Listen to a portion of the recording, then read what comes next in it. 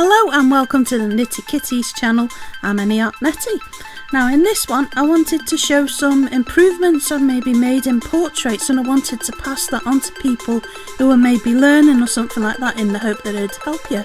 Now some people might find when they've got an outline like this and drawn it that you can use a kneaded eraser to take away some of the sharpness or darkness on it, but I have turned up the intensity so you can see it better. I'm using a tone tan because I find that a lot easier. It's much easier on the eye than white paper.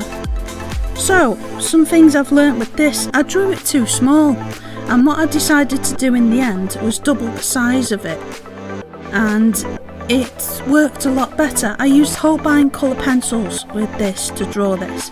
Now that was the end result and I wasn't happy with it at all. I'm always getting the eyes too big, and I wondered if anyone else had that same thing happen to them. And here's a video I made 2 years ago, and I can see so many things I was doing, like what I've learnt not to do now. I was rushing it. The big thing I can tell you is not to rush. Now if you can see here, you can see the whites of the eyes is what I've done first, then the pupils. So instead what I do now is I do the whites first, then the pupils. The eyes were coming up way too big, something like Margaret Keane, if you're aware of her, the artist. So what I did, I did that instead, whereas usually I do the pupils first. Boots and cats and boots and cats, boots and cats. So this is where I start to build up the hair as well. I tend to do the darkest areas of the face first, and then the lighter, and go from light to dark. This is a technique I use. You know those kind of baby hairs which are very, very light on a person's head?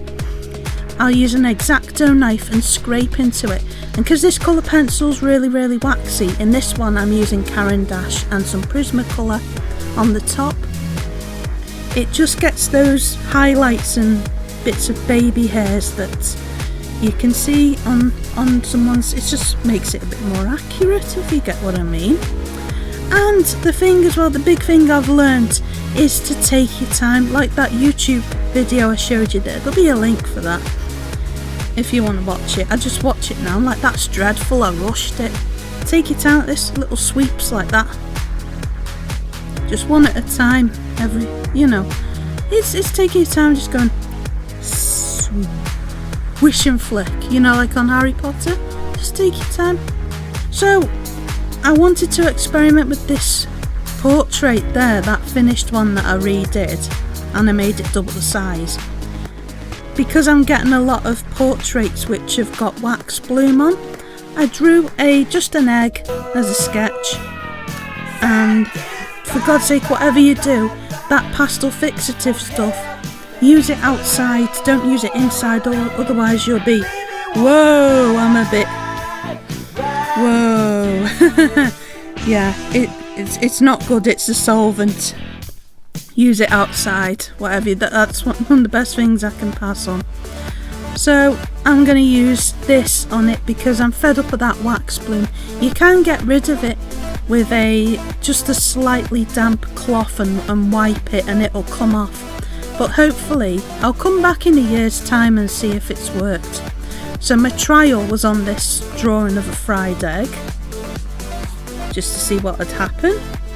And on the other side you can see it went all greasy. That wasn't like that before, like as if I've been eating fish and chips or something. It forms like a greasy kind of barrier on the back.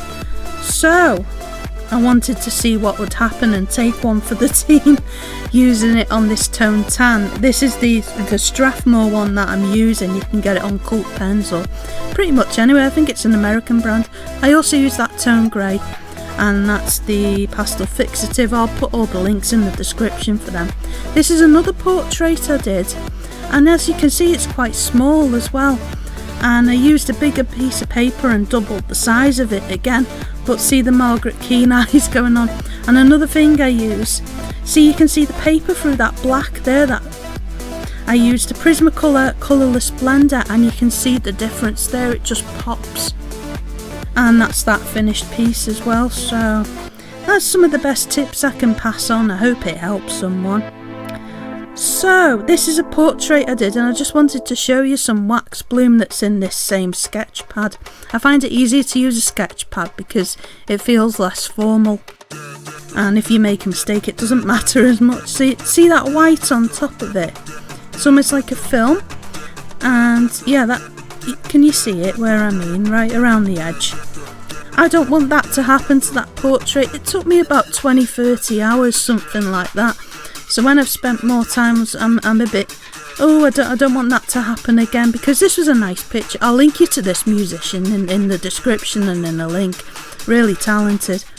But my knitted Bolton there, he's got the pastel fixative for me. He's been looking after it, and I'm going to try it and see.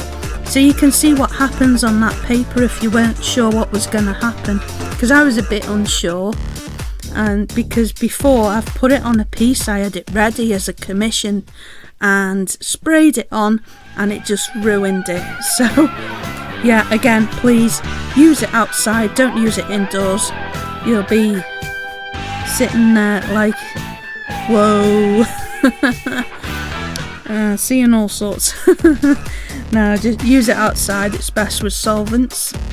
And yeah, see, this is the result. It went all greasy on the back again, but it looks great, doesn't it? I'm really happy with that. Thank goodness it didn't ruin it. So I'll just go in close up so you can see the after result. Now the only bit that's ruined is the signature, which is a bit of a shame. You see what it did to it? Now I did use some black pen on the eyes to make the black pop. So if you have a look at the back now, it's dried, all that wax is gone, but you can see the black pen through it there. But all in all, it's fine, nothing bad happened to it. So hopefully that can help someone else who's learning and give you a bit of confidence. This is my favourite Instagram page at the minute. If you want to give it a follow, again, link in the description. Thanks for watching, and I'll see you again soon. Bye for now.